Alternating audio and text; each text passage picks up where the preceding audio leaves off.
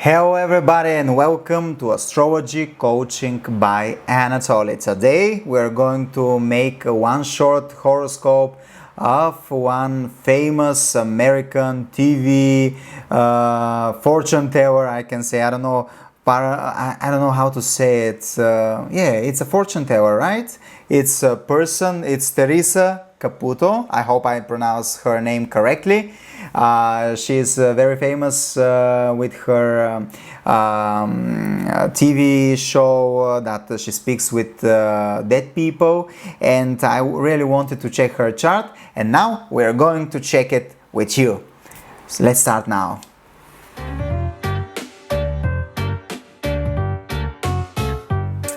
Okay, so now we're going to open the chart.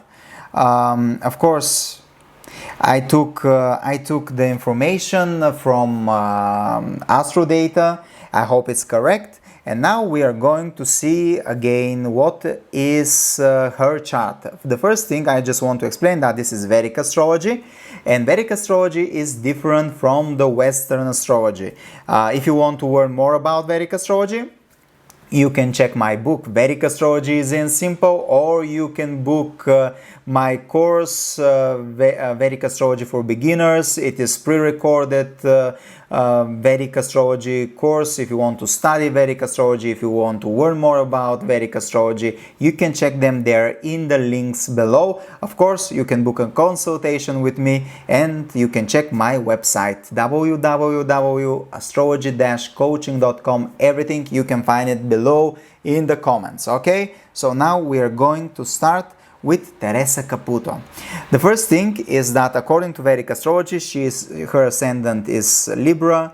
Ketu is in the second house in Scorpio, exalted. The third house is ruled by Sagittarius. The fourth house is ruled by Capricorn. Fifth house is Aquarius. Moon is there. The sixth house is ruled by Pisces. Saturn is there. In seventh house, you can find Venus. In Aries, 8th house, Sun, Mars, Rahu. In Taurus, Rahu is exalted in Taurus. In the 9th house, you can find Jupiter and Mercury. In Gemini, 10th house, Cancer, 11th house, Leo, 12th house, Virgo. So the first thing, the paranormal ability. So speaking with dead people.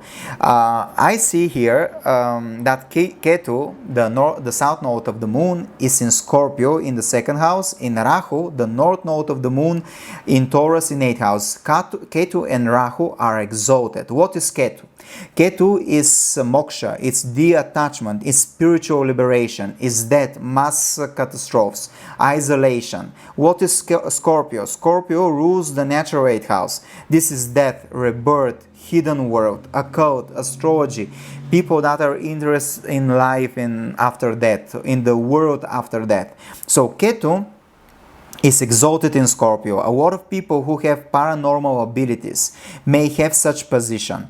It gives strong intuition, unnatural abilities. They can feel events that are happening. So many people who have really paranormal abilities, who are fortune tellers, for example, or very good psychologists who feel with really strong intuition, they have this combination, Ketu in Scorpio. So basically here I see a really good possibilities this wonderful woman to have such ability to speak with dead people. The other thing that is interesting, of course, Ketu gives connection with the other worlds, because moksha, because Ketu is death, it's detachment of this world, of material world, and gives connection with the other dimension.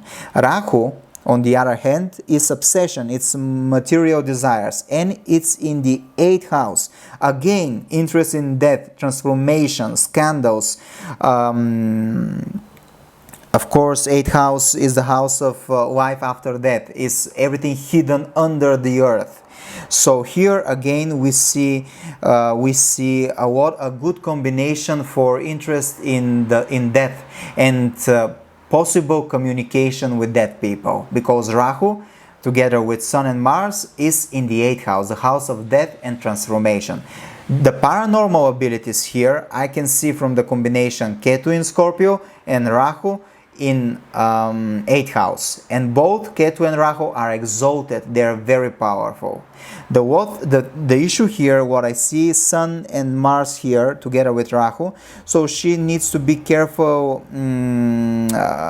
for some kind of incidents, scandals. There can be scandals here because Sun, Mars, Rahu, they give a little bit aggression, conflicts, so there can be some scandals. She has to be a little bit more careful. The other thing that I see is Venus in Brani. Venus in Brani nakshatra is very specific nakshatra. It is related again with death and rebirth. So the god here of Brani is Yama, the god of death. So Venus is the ruler of the chart, and it is placed in the nakshatra of death and transformation. So this is interesting thing. Every time I see Brani nakshatra, I know that there is some topic, there is something related with death, transformation, rebirth. I always give this example. I have clients with Brani nakshatra, and they think, for example, that something is over or death, and it appears again. For example, I had I always say this example, but I'm going to say it. I had a client and her cat was very sick, and my client has moon in Brani, and she gave her cat in order to the doctor not to suffer, and it was very difficult moment for her, and she went home and left the cat to be, how to say it in English, not killed, but what is the English word, to die medically, to die medically, something like that, not to suffer anymore. But the doctor decided to help the cat and try to heal it, and he made it. And then he called to the girl after 2 weeks that the cat is alive, and she can come and take the cat. So there is some kind of topic, something related with death and rebirth. And here maybe there is some death and rebirth related with some female in her woman in her chart, or love in her chart, in her life. So when I see Brani, this means there is death and rebirth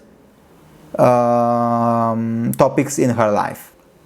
So here, Ketu in Scorpio, Rahu in 8th house, Venus in Brani gives really gives abilities, more psychic abilities, gives really strong intuition, or even paranormal abilities, like fortune telling or speaking with death. Of course, depends on many other things, but I see such positions here. Ketu, Rahu, Venus. The other thing that I see is Saturn in Pisces, Uttara Bhadrapada. This is the Uttara Bhadrapada is nakshatra related with the snake in the deep sea. It is related with the hidden world, with the mystical world, with the Kundalini energy. So again, we see here spiritual person, okay? The other thing that I see, she is a very good communicator, really good communicator. How I see this? The first thing, Jupiter and Mercury in Gemini. This is really good communication. Gemini is correct, is the sign of communication. She knows how to communicate, master communicator, higher knowledge. She can communicate with intelligent people and not so intelligent. She can communicate with higher knowledge information and all type of communication. She's really a master of communication. The other thing, Moon in Aquarius, again, perfect communicator, good at public relation, marketing. She knows how to sell herself, speaking in front of big groups of people, organizations. She has this ability. So I watch many videos that some people say that she is a fake fortune teller, not fortune teller, that she is a fraudster. She cannot speak with dead people. It is everything is marketing and media. In this chart, I can see that there are combinations for a person who has paranormal abilities. To be honest, Ketu in Scorpio, Rahu in 8th house, Venus in Brani Nakshatra. These give a lot of abilities related and topics related with death, transformation, hidden world, a world after death, a life after death. Definitely she has at least very strong intuition, and I'm pretty sure she has these abilities. Ketu in Scorpio is very strong position. Many people who have Ketu in Scorpio, they have paranormal abilities. The other thing, of course, is she's a very good communicator, and she's very good marketing and PR person, and she knows how to communicate and how to sell herself. Moon in Aquarius and Jupiter and Mercury in Gemini. So here I see a person with really strong intuition, possible paranormal abilities, of course, and really good communicator. Really good communicator. Yes. So yeah, I hope you like this video, and see you again. Bye bye.